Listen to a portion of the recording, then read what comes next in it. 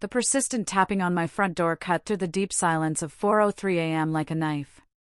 Not a frantic pounding, not a loud, demanding knock, just a small, almost apologetic tap tap tap, pause, tap tap tap. The kind of sound that tells you whoever's out there has learned that being loud only gets them in trouble. My heart immediately started hammering against my ribs. This wasn't the first time. I stumbled out of bed, my mind still thick with sleep, and peered through the peephole. What I saw instantly shocked me wide awake, a cold dread seizing my gut. It was Leo and Owen. My nephews. Standing on my porch in nothing but their thin pajamas. No coats, no shoes, their breath pluming out in little white clouds. They were shivering so violently I could see their small bodies trembling even through the distorted glass. I ripped that door open so fast, I swear it nearly flew off its hinges. "Uncle Mark!" Leo's voice was a barely audible squeak, chattering with cold. His lips weren't just pale, they were blue. Actual blue, like he'd been eating a snow cone. Except there was no snow cone. Just the brutal, biting cold of a November night, 36 degrees, seeping into my bones just by standing there. Mom and Dad locked us out again.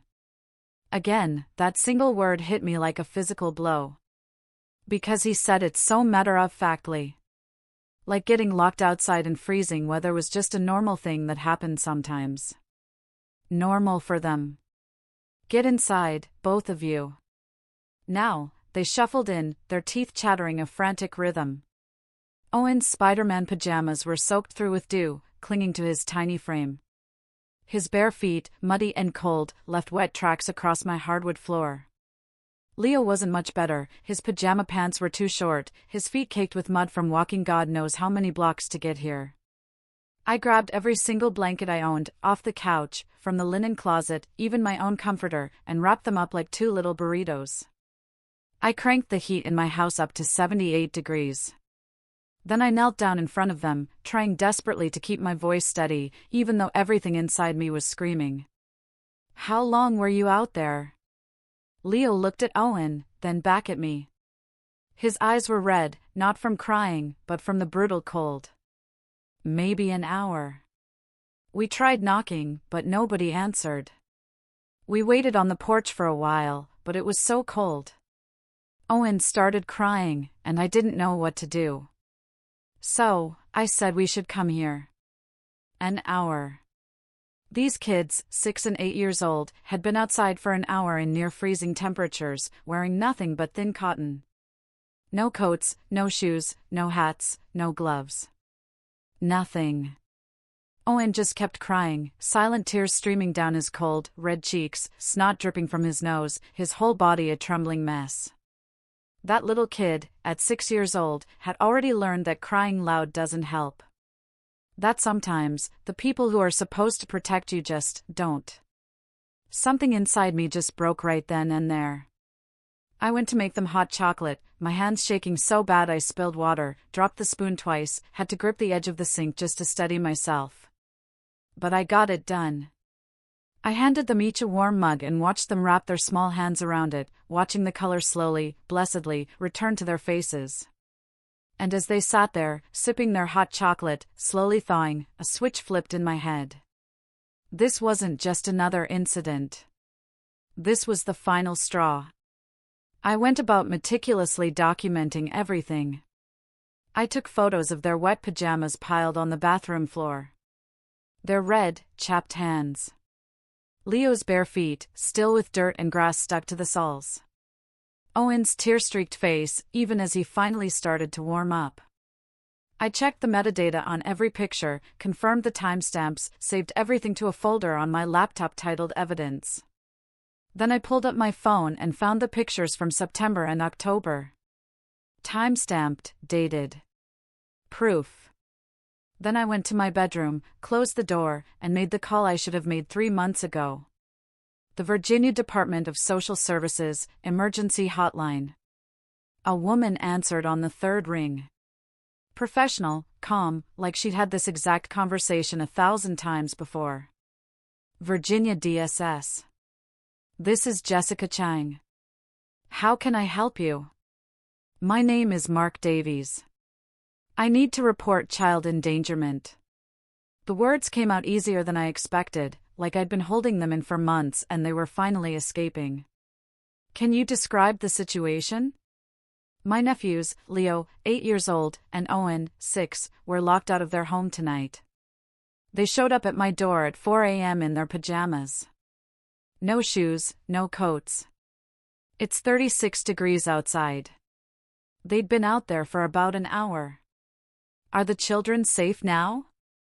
They're with me, sleeping on my couch. But this is the third time in 3 months this has happened. I could hear typing through the phone. The third time? Yes. September 23rd, October 8th, and tonight, November 17th. I have photos, timestamps, everything documented.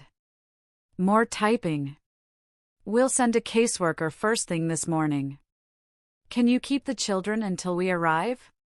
Absolutely. They're not going anywhere. Mr. Davies, Jessica Chang said, her voice softening slightly, you did the right thing calling us. I know it's not easy to report family. No, it really wasn't.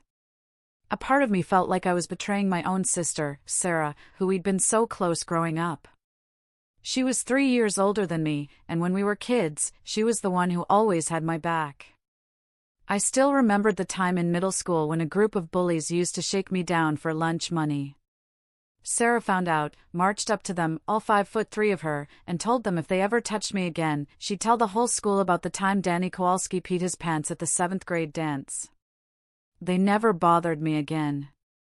She helped me study for the SATs, loaned me money in college, drove 4 hours in a snowstorm to help me move into my first apartment, stocking my fridge because she knew I'd forget to buy food.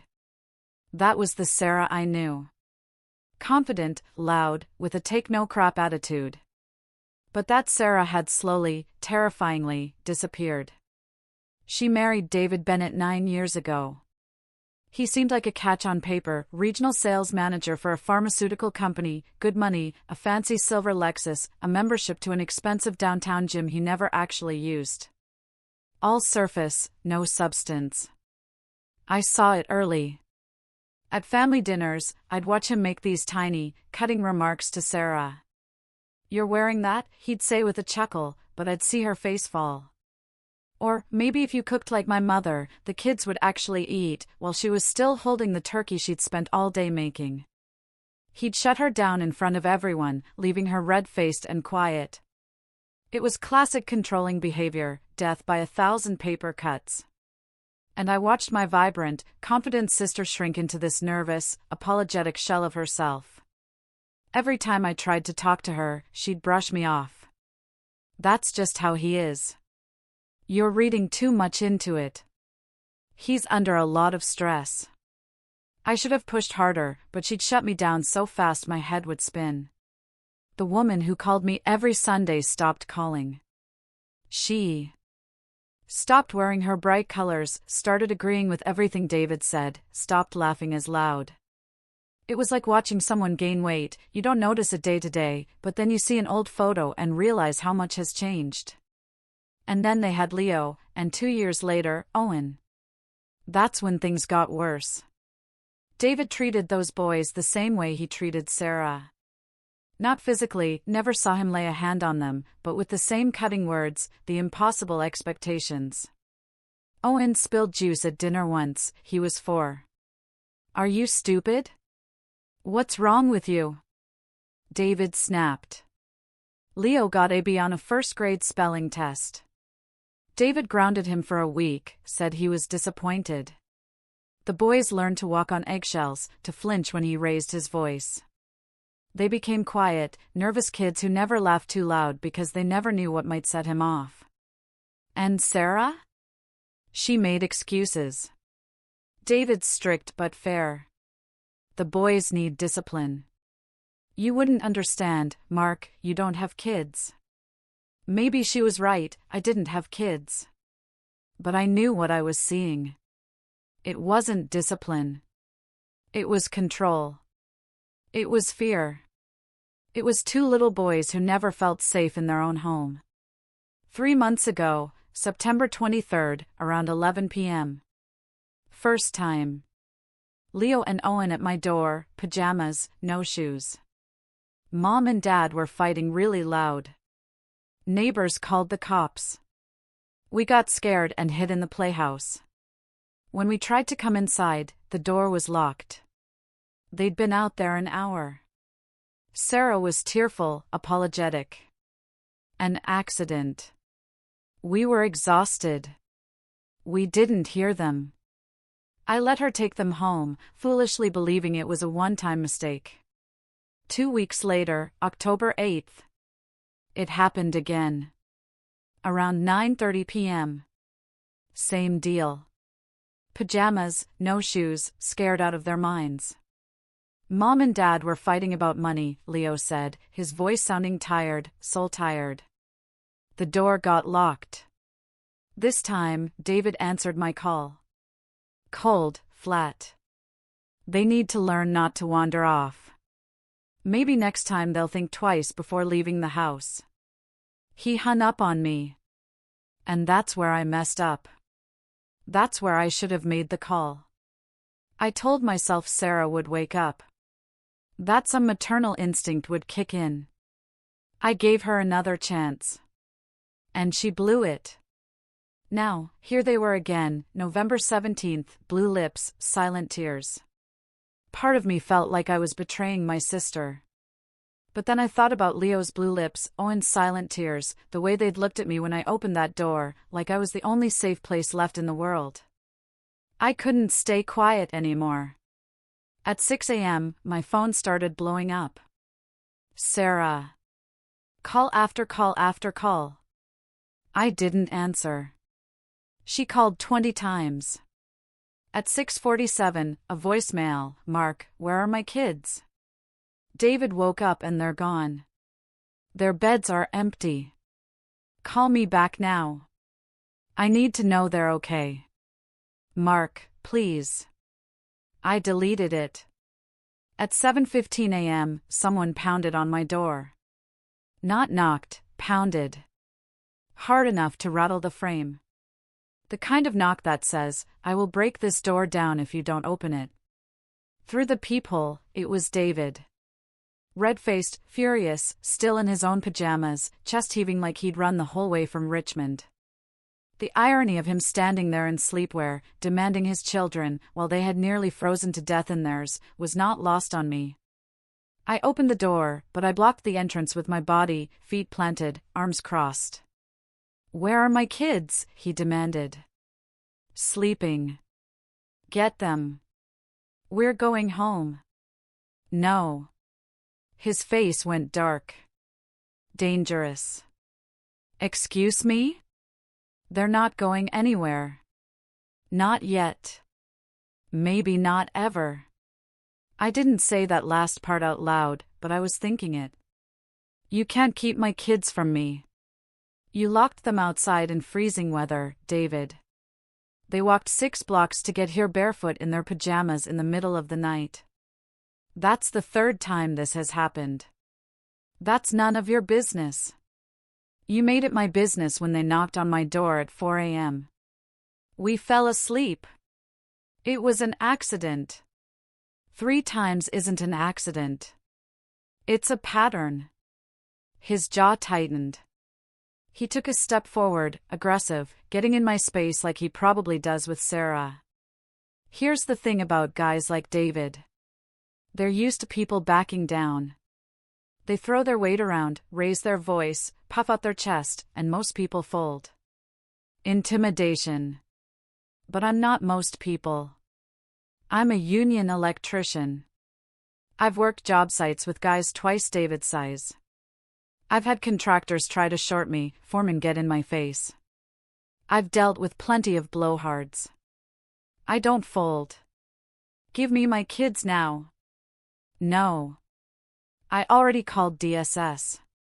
The color drained from his face so fast I thought he might pass out right there on my porch. His mouth opened, closed, opened again. He looked like a fish gasping for air. You did what? You heard me. They're sending a caseworker within the hour. Leo and Owen stay with me until they arrive. He called me something I won't repeat. His fists were clenched, that vein in his forehead throbbing. For a second, I honestly thought he was going to swing. Part of me almost hoped he would. I'd been waiting for an excuse for years. But he didn't.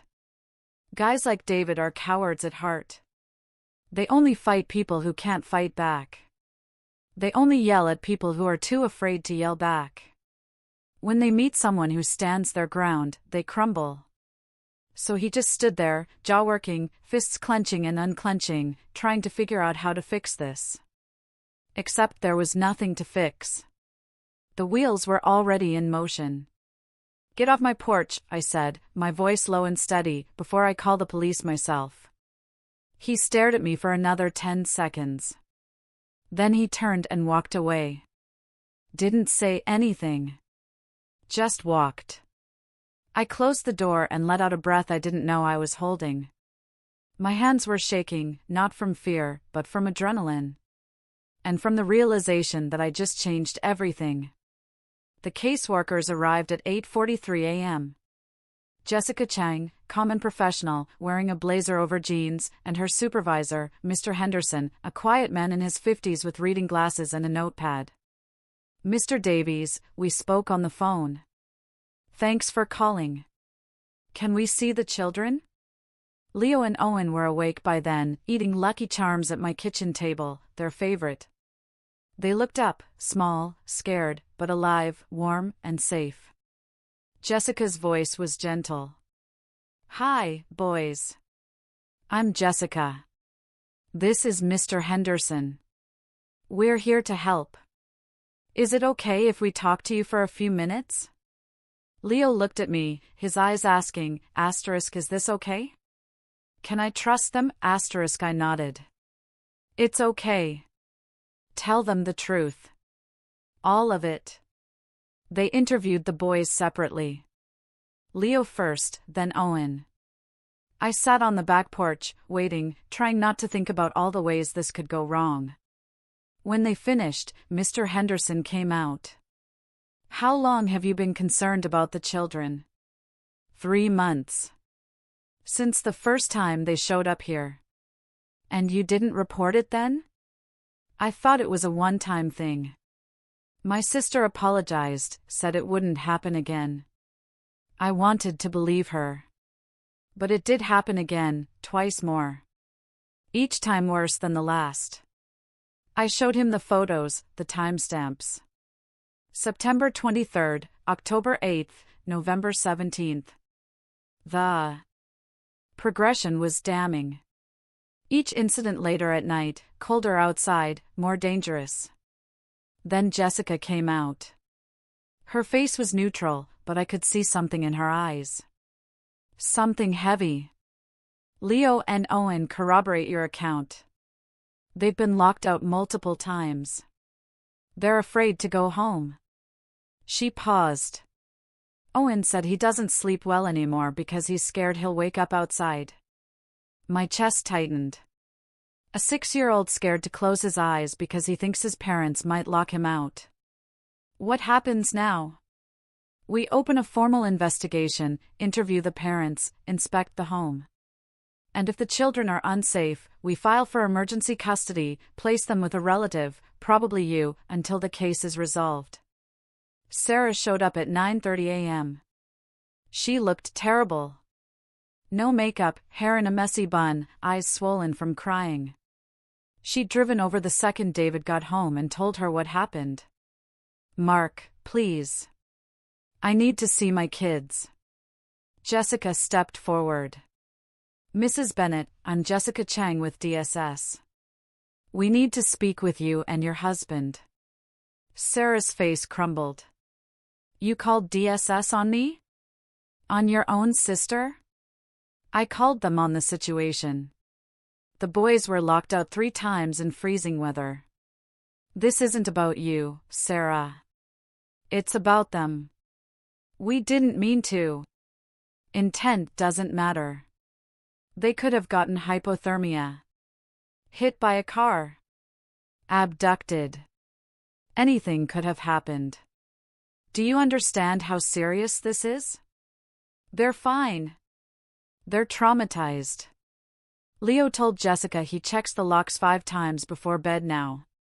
Owen said he's scared to sleep because he doesn't know if you'll wake up outside. Does that sound fine to you? She started crying. Real tears. I'm their mother. Then act like it. David pulled up 10 minutes later. Saw the DSS van in my driveway, stormed over like he was ready to burn the whole neighborhood down. You have no right, he started, pointing at me. Mr. Henderson cut him off. I'm Mr. Henderson, DSS supervisor. We need to speak with you and your wife now about why your children were locked outside in 36-degree weather at 4 a.m. for the 3rd time in 3 months. That was an accident. 3 accidents? Jessica's voice was calm, but sharp. That's a pattern, Mr. Bennett. Not an accident. You can't take our kids. We can, and we will, if we determine they're unsafe. They interviewed Sarah and David for over an hour. I stayed inside with the boys, making them lunch, trying to keep things normal. But I could hear enough through the window. David, they're my kids. I'll discipline them however I want. This is government overreach. Jessica, locking children outside in freezing temperatures isn't discipline. It's endangerment. The law is very clear on this. Sarah, please, we'll do better. We'll be more careful. We love our children. Mr. Henderson, this isn't about being careful. This is about your children's safety. And right now, we don't believe they're safe in your home. At 11 a.m., Jessica came back inside. We're recommending emergency custody. The children will stay with you pending a court hearing. When's the hearing? Within 72 hours. A judge will determine next steps. I called my lawyer that afternoon. Michael Rodriguez, family law attorney, 18 years experience. Good guy, straight shooter. I trusted him. Mark, what's going on? I told him everything. He was quiet for a long moment. I can file for emergency custody. But you know this is going to get ugly, right? Your sister's going to fight you hard. Let her. This could destroy your relationship with her permanently. Family stuff like this doesn't heal. The relationship's already destroyed, Michael. She chose her husband over her kids, over and over again. I'm choosing the kids. Okay. I'll have the paperwork ready by 3. The court hearing was scheduled for Friday in November 20th. Sarah called me 47 times between Monday and Thursday. I counted. I answered once. Mark, please. My children. I love them. You have to believe that. Then why did you lock them out? It was a mistake. 3 mistakes in 3 months? Do you know what Owen told the caseworker? He said he's scared to sleep at night because he doesn't know if you'll let him back inside. He's 6 years old, Sarah. 6. And he's afraid to close his eyes. Silence. Fix yourself. Leave David. Get help. Do something. But I'm not letting those kids go back until I know they're safe. Really safe. Not your version of safe where they end up on my porch at 4 a.m. You're ruining my life. No, you ruined theirs. I'm just trying to fix it. She hung up. The hearing was brutal. Sarah and David showed up with their own lawyer, Daniel Green. Slick suit, expensive watch, condescending smile. Your Honor, Green said, this is a gross overreaction by a vindictive uncle with no children of his own. My clients made some minor mistakes, falling asleep, not hearing the children knock, but there's no evidence of willful neglect. This is simply a family matter that has been blown entirely out of proportion. Judge Morales flipped through the case file. Sharp eyes, zero patience for nonsense. Mr. Green, are you aware this happened 3 times? Your Honor, accidents happen. 3 times. She looked at Sarah and David. You accidentally locked your children outside in freezing weather 3 separate times in 3 months? David shifted in his seat. We're working on better communication. Communication? The judge pulled out Jessica Chang's report. Your son told the caseworker he's afraid to go home. Your 6-year-old said he cries at night because he thinks you'll lock him out again. He checks the doors 5 times before bed. Does that sound like a communication problem to you? Sarah started crying. The judge wasn't impressed. Mrs. Bennett, I've read Mr. Davies' statement. I've read the DSS report. I've reviewed the photographic evidence. Your children walked 6 blocks in the dark in November in their pajamas with bare feet to escape a situation where they felt unsafe. Explain to me why I shouldn't terminate your custody right now. I love my kids. Sarah's voice broke. Love isn't enough. Judge Morales' voice was ice cold. Love doesn't keep children warm at 4 o'clock in the morning. Love doesn't protect them when they're locked outside in freezing temperatures. Love doesn't mean anything if you can't keep them safe. She looked at me. Mr. Davies, are you prepared to take custody of these children? Yes, Your Honor. Full-time, long-term, whatever they need. Do you have the resources? I'm an electrician, union, steady hours, good pay, 3-bedroom house paid off. I'm financially stable and I love those kids like they're my own. I'll do whatever it takes to keep them safe. She nodded. And the children, do they want to stay with you? Yes, Your Honor. Leo told Jessica he feels safe at my house. Owen said he doesn't want to leave. Judge Morales closed the file. Emergency custody is granted to Mark Davies.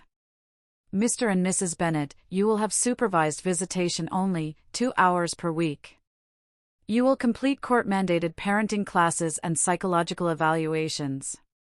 We reconvene in 6 months to reassess. Sarah gasped. 6 months? Be grateful I'm not terminating your rights entirely. This is your chance to prove you can be trusted. Your only chance. Don't waste it. The gavel came down. David's face was red, furious. He grabbed Sarah's arm and pulled her toward the exit. But before they left, Sarah turned back. You're destroying our family, she hissed at me.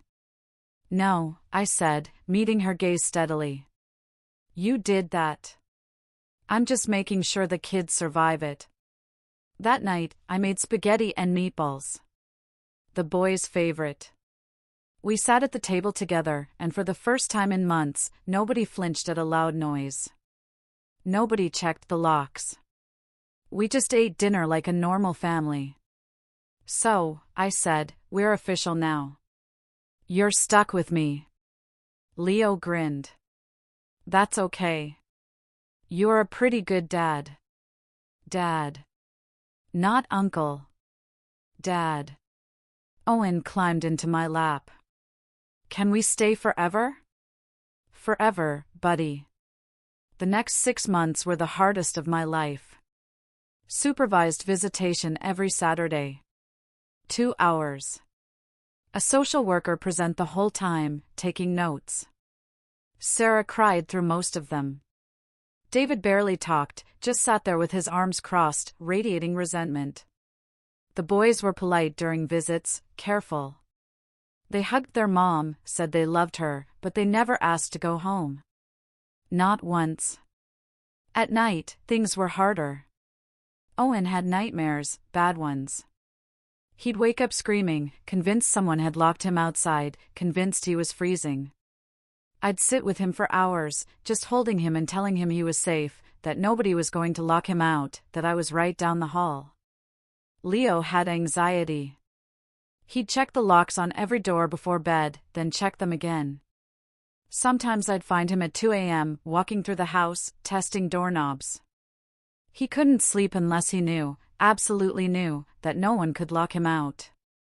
I wasn't trained for this stuff. I'm just a guy who knows how to wire a house and make a decent pot of chili. But I knew how to be there. How to show up. How to prove, day after day, that this house was different. I enrolled them in a good school in Richmond, got them into activities. Leo joined soccer, made friends, started smiling again. Owen got into art. Kid had real talent. He'd draw these elaborate pictures of superheroes saving people. Sometimes the superheroes looked a lot like me. I didn't mention it. Just hung every picture on the fridge like it belonged in a museum. Saturday morning became pancake morning. We'd make them together, all three of us, and the boys would argue about toppings and make a mess of my kitchen and laugh like they hadn't laughed in years. Slowly, things got better. The nightmares became less frequent. The lock-checking faded. They started to relax, to trust. Then one night in March, Owen said something that stopped me cold. "Good night, Dad." He'd already turned over in bed. Didn't even realize what he'd said. I stood in his doorway for a full minute, just breathing. Dad. Me. The guy who never planned on being anyone's father. The 6-month review hearing was in May. Same courtroom, same judge. Sarah and David had completed their classes, passed their evaluations, done everything required. Green smiled. "Your Honor, my clients have done everything required of them. They've proven they're capable parents. It's time to reunite this family." Judge Morales looked at the reports. "The question isn't whether they've changed. It's whether the children feel safe." She looked at Leo and Owen. They were sitting next to me, holding my hands like they were afraid someone was going to rip them away. "Leo, Owen, where do you want to live?" Leo looked at Sarah, then at David, then at me. His hand tightened around mine. "Uncle Mark," he said quietly, "I want to stay with Uncle Mark." Sarah made a small, broken sound. "Owen?" Owen grabbed my hand with both of his. "I want to stay with Uncle Mark because he doesn't lock us out, and he makes us pancakes, and he always answers when we knock." Judge Morales closed the file. "Permanent custody is granted to Mark Davies." Sarah stood up. "No! They're my children." "They were your children, Mrs. Bennett, but you failed to protect them multiple times. The children have expressed a clear preference. I will not force them back into a situation where they feel unsafe." The gavel came down, final. The next 2 years flew by. I converted the spare bedroom into a proper room for Owen. Bunk beds at first, because that's what he wanted. Then I finished the basement so they'd each have their own space, their own rooms, their own doors with locks that they controlled. Leo picked blue paint for his walls, a specific shade called Midnight Storm. Owen wanted green with glow-in-the-dark stars on the ceiling. Took me 3 weekends to get those stars positioned just right. Worth every minute when I saw his face that first night. Leo made the travel soccer team. I drove him to practices 3 times a week, sat in a folding chair on the sidelines every Saturday, yelled myself hoarse at his games. Owen got into a gifted art program. His drawings went from stick figures to actual portraits in about 6 months. He made one of me for Father's Day. I framed it, hung it in my office. Every time I look at it, I think about that night he showed up on my porch with blue lips and bare feet. That scared little kid who couldn't even cry out loud anymore because he'd learned nobody would come. Look at him now. Happy, safe, thriving. David tried to make trouble once, about 8 months after the custody ruling. Showed up at Leo's soccer game, started yelling at the ref, then at me. Said I'd stolen his kids, said he was going to sue me into the ground. Security escorted him out. He got a restraining order for his trouble. Never showed up again. Last I heard, he'd moved to another state for work. Good riddance. Sarah filed for divorce a year after that. Moved into an apartment across town. Got a job at a dentist's office. Good for her, I guess. She called me about 6 months after the divorce was final. Mark, I've changed. I want more time with the boys. 2 hours every other Saturday. Same as before. Please. I'm their mother. You were their mother. Then you locked them outside in the freezing cold 3 times and let your husband treat them like garbage. You don't get a do-over on that. She cried. I didn't budge. She hung up. The thing is, part of me still misses my sister.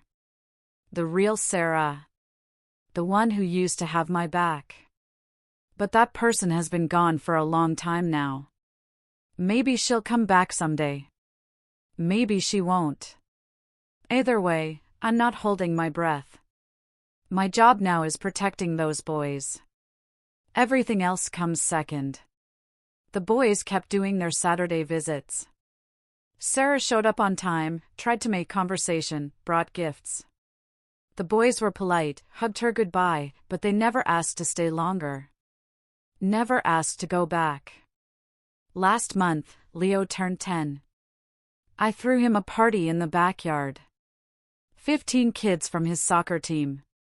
Bouncy house. Enough pizza to feed an army. He blew out the candles and made a wish. What did you wish for? Owen asked. Can't tell you, then it won't come true.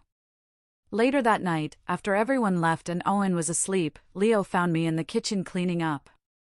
Hey, Dad. Yeah? I didn't actually make a wish. I just pretended. How come? Because I already have everything I want. He helped me finish the dishes. We didn't talk much. Didn't need to. The next morning was Saturday, pancake day. Owen came downstairs in his pajamas, hair sticking up everywhere. Chocolate chips or blueberries? I asked. Both, he said, a mouthful of pancake already in his mouth. Both it is. Leo wandered down a few minutes later, grabbed the orange juice, poured 3 glasses, set the table. We've done this routine 100 times. Dad, Owen said. Can we go to the aquarium today? I looked at the calendar. Nothing scheduled. Just a free Saturday. Yeah, buddy. We can go to the aquarium. Owen grinned. Leo nodded. And we finished breakfast together. Same as always. What would you have done if your own sister had put her children in danger like that?